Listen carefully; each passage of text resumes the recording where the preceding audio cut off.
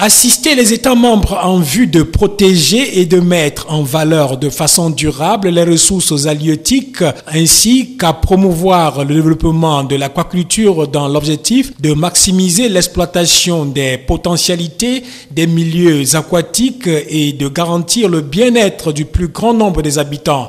C'est en ce thème que se décline l'objectif global de la Commission régionale des pêches du Golfe de Guinée dont les travaux de la 9e session ordinaires ont démarré ce jeudi 6 octobre 2016 à Yaoundé, la capitale camerounaise. Les travaux sont présidés par le ministre camerounais des Pêches et des Industries animales, le Dr Taïga. Pendant 2 jours, les participants venus du Congo-Brazzaville, de la République démocratique du Congo, du Gabon, de Sao Tomé et Principe, et bien sûr du Cameroun, associés aux observateurs venus d'Angola et de la Guinée équatoriale, vont approuver le rapport de la 13e réunion du comité technique et le plan d'action stratégique de la Commission pour la période 2007-2020. Ils vont par ailleurs adopter le manuel de procédure des opérations budgétaires et comptables, les tests annexes de la Convention révisée et les instruments régionaux clés de gouvernance des pêches. Pour mémoire, la Commission régionale des pêches du Golfe de Guinée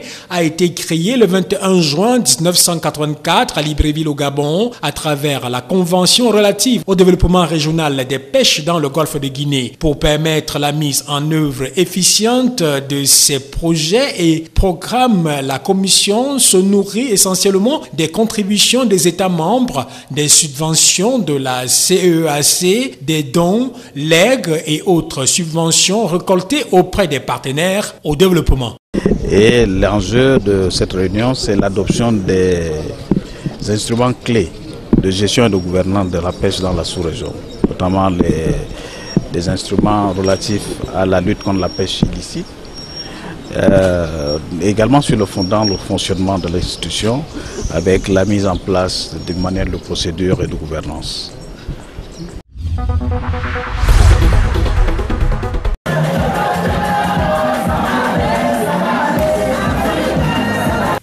C'est sur le thème « Valorisons les enseignants, améliorons leur statut » que s'est célébrée au Cameroun la 23e édition de la Journée mondiale des enseignants. Un thème évocateur qui met en exergue la valeur de ces hommes dépositaires du savoir qui forgent et bâtit la société. L'exposé inaugural du gouverneur de la région du Nord a permis ce jour aux uns et aux autres de mieux comprendre la valeur des éducateurs ainsi que les sacrifices consentis par ces derniers dans la formation des hommes. À Garoua, la commémoration de la journée consacrée aux enseignants non seulement était meublée de messages de reconnaissance envers l'enseignant, mais aussi riche en sons et couleurs. Au menu des festivités, les invités ont vibré au rythme des danses du Nord et d'ailleurs, la remise des médailles et des palmes académiques à plus d'une centaine d'enseignants constitue un des temps forts de la journée. Tout en reconnaissant les difficultés dans lesquelles travaillent ces hommes et femmes, le gouverneur de la région du Nord, Jean Abatédi, dans son discours, a émis le vœu d'un investissement intérieur en faveur de l'enseignant afin de perpétuer son effort tout en rendant un vivant hommage à ceux-là qui ont toujours eu la volonté et la détermination de construire la relève.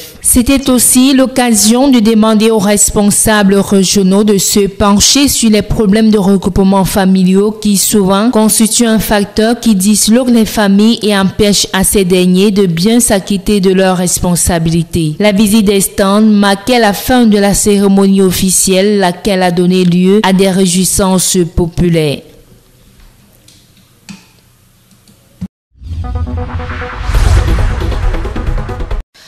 Après l'exécution de l'hymne national suivi de celui des enseignants, c'est la leçon inaugurale de Hans Dieudonné Samen, inspecteur de pédagogie à l'éducation de base, dressant l'état de précarité qui caractérise la profession d'enseignant qui aura pour ainsi dire planté le décor de la cérémonie tenue le 5 octobre 2016 dans le gymnase du Palais polyvalent des sports de Yaoundé. La clôture des festivités organisée à l'occasion de la 22e édition de la Journée internationale dédiée aux enseignants était aussi marquée par la remise des distinctions honorifiques de la grande chancellerie et des palmes académiques aux seigneurs de la craie. L'allocution du ministre de l'Éducation de base, présidente de la Commission nationale pour l'UNESCO, a mis en relief les revendications des enseignants et les mesures prises par le gouvernement pour améliorer leur situation. Pour juguler la précarité qui a élu domicile au sein de la communauté éducative du fait de la baisse drastique des salaires intervenus en 1992, la ministre de l'Éducation de base, Youssouf Adidi Alim, a évoqué la mise en place d'un comité ad hoc chargé d'étudier les revendications de ces derniers. Les enseignants ne peuvent pas évoluer sans bénéficier du soutien du gouvernement. Et je pense que dans mon discours tout à l'heure, j'ai rappelé toutes les actions qui ont été menées par le gouvernement allant dans le sens de l'amélioration des conditions de vie des enseignants et aussi pour permettre aux enseignants d'améliorer leur performance à travers leur encadrement, à travers la formation initiale, à travers la formation continue. Et je pense qu'à ce niveau-là, le gouvernement n'est pas resté indifférent. Les conclusions dans la première phase ont abouti à la remise des primes de recherche à tous les enseignants, l'attribution des palmes académiques et l'instauration des primes supplémentaires au profit des enseignants affectés dans les zones d'accès difficiles.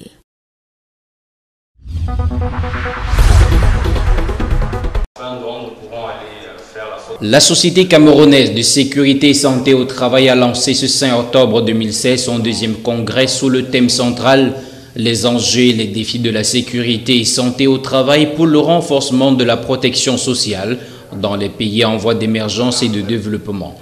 En effet, la situation de la sécurité et de la santé au travail dans les pays francophones de l'Afrique subsaharienne reste marquée par de nombreuses lacunes telles que l'insuffisance des ressources humaines qualifiées, la faiblesse de l'arsenal normatif, l'absence d'éducation ouvrière et patronale en sécurité dans la plupart des pays. À l'issue du congrès de 2013, le premier congrès, nous sommes dit que c'était le meilleur moment de refaire un deuxième rendez-vous pour valoriser tout ce qui a été fait par nos membres en termes de recherche dans le domaine de la sécurité et santé au travail, donc de se retrouver pour partager cette expérience-là en même temps que les autres pays qui ont une société savante de médecine du travail. C'est pour cela que nous sommes là. Mais si nous sommes là, il fallait être autour d'un thème. Et pourquoi nous avons choisi de parler des enjeux et des défis de la sécurité et santé au travail pour les pays en voie d'émergence? Pour deux raisons. Premièrement, parce que malgré tout ce qui a été fait, malgré les avancées réalisées en matière de sécurité et santé au travail au Cameroun comme dans les autres pays de la sous-région, il reste que de nombreuses lacunes minent notre domaine de spécialité, notamment la faiblesse des ressources spécialisées en sécurité et santé au travail, la faible couverture sanitaire des travailleurs, la faiblesse de l'inspection médicale en sécurité et santé au travail, pour ne citer que cela. Il sera donc question durant 2 jours de trouver des solutions aux problèmes à la sécurité et à la santé au travail afin d'offrir un cadre de travail plus décent aux employés des entreprises. Prennent part à ce congrès de nombreux experts venus d'Afrique, d'Europe et de l'Asie.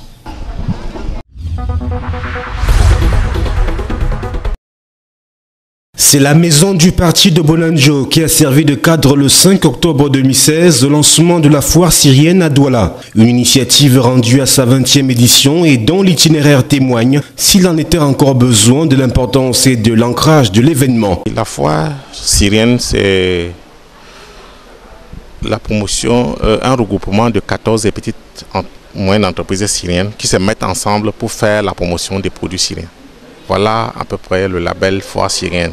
Cette rencontre interculturelle qui a commencé depuis le 2 et s'étend jusqu'au 30 octobre 2016 offre l'opportunité au peuple syrien d'exposer son savoir-faire et donne la latitude aux Camerounais d'en apprécier les qualités et les valeurs. Ainsi, à la foire syrienne, on y trouve salons de qualité supérieure, rideaux haut de gamme en passant par des vêtements, bref, tout pour l'ameublement intérieur, en plus des chaussures, bijoux, parfums et autres. Des produits dont l'intérêt pour les visiteurs de tous bords n'est plus à démontrer. Chaque année, nous faisons un peu d'effort pour changer. C'est dans la même ligne. On produit des salons, mais tout ce qui est découverte en matière de perfection, on apporte. Cette année, les salons de cette année dépasse pour beaucoup les salons de l'année passée. Vous voyez un peu, chaque fois il y a une certaine perfection. Voilà à peu près. Et sur toute la gamme des produits, vous sentez quand même beaucoup d'amélioration. Au-delà de ce rendez-vous des affaires, la foire syrienne est aussi le lieu et surtout l'expression du témoignage de l'hospitalité camerounaise. Je suis assis dans la foire syrienne parce que je suis syrien. Okay? Je suis syrien, mais je viens ici en 2016 pour ouvrir une usine en Cameroun pour fabriquer la détergent en poudre à liquide vaisselle. Je suis très content de choisir Cameroun.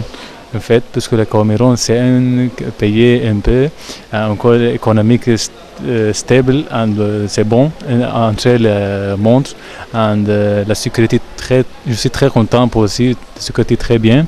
Même je suis très content parce que le Cameroun, c'est bon personne. Un pays paisible et accueillant et par conséquent propice aux échanges qu'offrent les expositions de la foire syrienne à Douala.